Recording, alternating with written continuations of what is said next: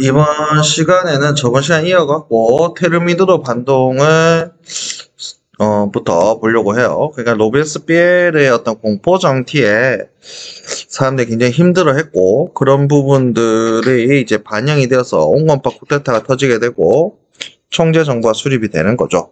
자, 총재 정부는 95년도 헌법이라는 걸 만듭니다. 그래서 모든 남자에게 성인권을 부여했으나 단 재산 있는 사람만 선거인이 됨으로써 사실상 제한 선거권이 부여된 거죠. 한 사람을 내세우기보다는 5명이 총재가 되어서 공동 통치를 했고요. 재정위기에 또 대응을 잘 못하는 또 무능력함을 보였습니다. 그 다음, 그러는 와중에 이제 외부에서 계속 전쟁이 있는 거잖아요. 지금 전쟁이 끝난 게 아니에요. 계속해서 전쟁이 일어나고 있으니까.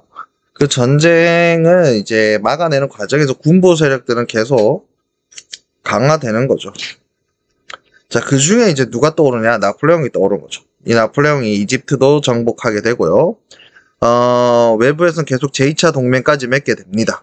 그렇게 되니까 이제 점점 불안함이 커지고 그러면서 군부에 대한 의존도가 점점 높아질 거고 또 나폴레옹의 인기는 점점 올라가고 그러면서 나폴레옹이 쿠데타를 터지게 되는 거죠. 그래서 이후에 결국 나폴레옹 정권으로 이제 넘어가게 되는 거죠. 자, 혁명의 의의를 보면요. 시민사회 토대가 되어 자유, 평등, 우애 또는 박애를 합니다. 박애 이념으로 구제도를 타파하고 새로운 제도를 만들고자 했다. 그리고 인간의 보편적 권리를 확립하고자 했다라는 거죠. 자, 나폴레옹 이야기를 한번 가봅시다. 나폴레옹은 군사 쿠데타를 통해서 권력을 잡아서 제1통령, 그러니까 제1대통령으로 취임을 하게 됩니다.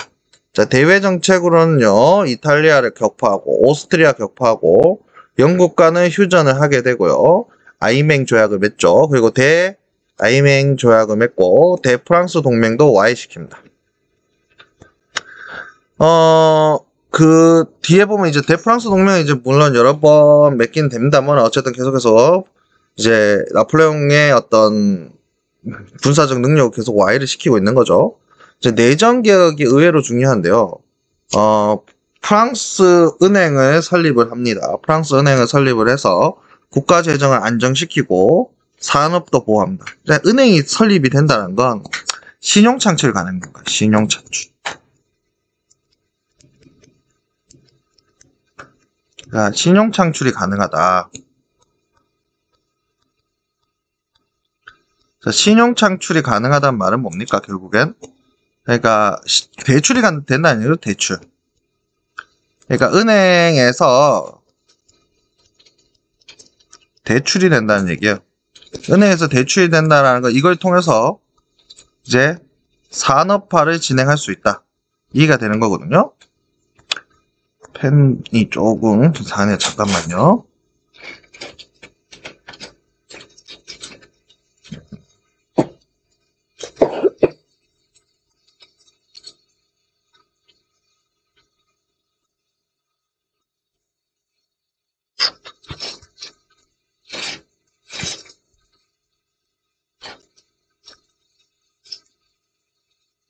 계속 진행을 할게요. 쌤이 다음 영상부터 조금 손을 볼게요. 그 다음, 나폴레옹 법전을 편찬합니다. 나폴레옹 법전. 헌법이 있으면, 그리고 헌법을 바탕으로 해서, 법률이 나와야 되죠. 그러니까, 그게 나폴레옹 법전이 나오고, 새로운 시민사회 규범이 제시되는, 요때는 평등과 자유, 재산권 존중 같은 게 나오게 된다. 그리고 국민교육 정비를 통해서 혁명사상을 국민들이 받아들이고 그걸 통해서 국민들이 전쟁터에 나가서 전쟁을 할 수 있도록 해야 되는 거죠.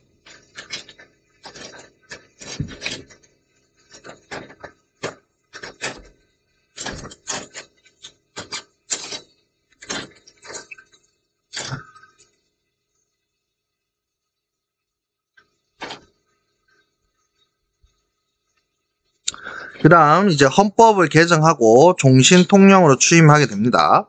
이때 이제 지금 식민지 13개 주의 서쪽에 있는 부분, 굉장히 넓은 땅이요. 여기에 루이지애나 주를 미국에 판매하게 됩니다. 그다음 제1제정 시대로 넘어가죠. 이제 왜냐하면 종신 통령으로 취임을 하고 난 다음에 국민투표를 통해서 황제로 즉위하게 되고요.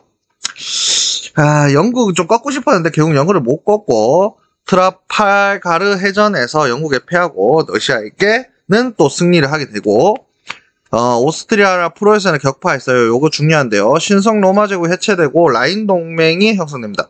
그러면서 이쪽 지역에 민족주의를 발달시켜요. 민족주의. 그러니까 뭐라 해야 될까요? 우리가 왜 프랑스의 지배를 받아야 하는가?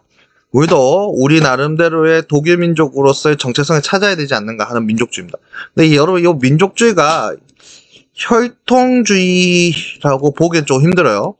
이게 내셔널리즘인데, 우리 내셔널리즘을 사실 민족주의로 변형하면서 혈통주의라고 좀 이해하는 경향이 있는데, 그것보다는, 정체성?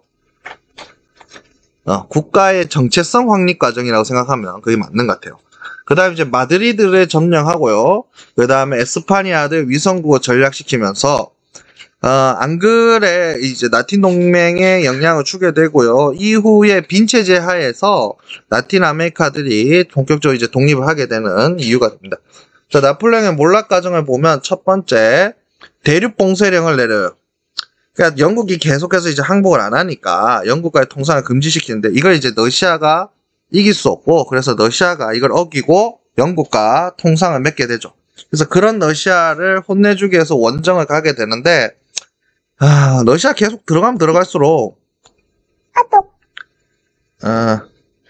러시아 계속 들어가면 들어갈수록 계속 빠지는 전략을 씁니다.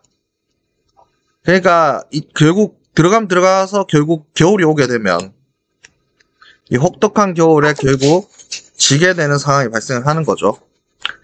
그 다음 대프랑스 동맹군과의 전투에서 프랑스군이 패배하게 됩니다. 그게 나이프치히 전투고요. 그래서 나폴레옹이 퇴위해서 유배로 가게 됩니다. 엘바 섬으로. 근데 이제 다시 나폴레옹이 재집권하게 되는데 재집권해서 워털로에서 전투하지만 이것도 패배하면서 사실상 나폴레옹은 다시 유배를 가요. 아프리카, 북아프리카 서해안에 있는 쪽으로 가지만 거기서 결국 사망하게 됩니다. 나폴레옹의 영향이라 하면 프랑스 혁명 이념이 전파가 되었어요. 그래서 자유주의 이념이 전파되면서 유럽에 굉장히 자유주의가 퍼지게 되고요. 그래서 그 이전에 왕권에 대한 어떤 도전 형태가 나타나게 되고요. 그 다음 민족주의가 확산이 되죠. 그래서 프랑스 침략에 대한 저항의식. 그러니까 왜 우리가 프랑스와 다른 체제, 우리는 프랑스와 다른데 왜 프랑스와 의 지배를 받아야 되는가 하면서 곳곳에서 민족주의가 고양이 됩니다. 유럽은요, 왕족들, 그러니까 왕정들이 굉장히 많았어요. 그러니까 유럽에 이제 뭐 합스부르크 왕가나 브로몽 왕가나 이런 왕가들 중심으로 통치가 이루어지고 있어요. 민족 중심의 통치가 아니라. 그러니까 구체제를 하면 이런 왕가들 중심의 통치 체제를 얘기하는 거예요. 이 체제에 대해서 저항이 일어나는 방법이 자유주의. 요거는 이제 혁명 정신을 얘기하는 거겠죠. 그 다음 또 한 가지 민족주의는 이런 왕가들 중심의 통치가 아니라 민족 단위의 통치를 해야 된다라는 이야기가 되는 거예요. 그래서 이런 왕족 중심의 통치에 대한 반발이라고 생각하시면 됩니다.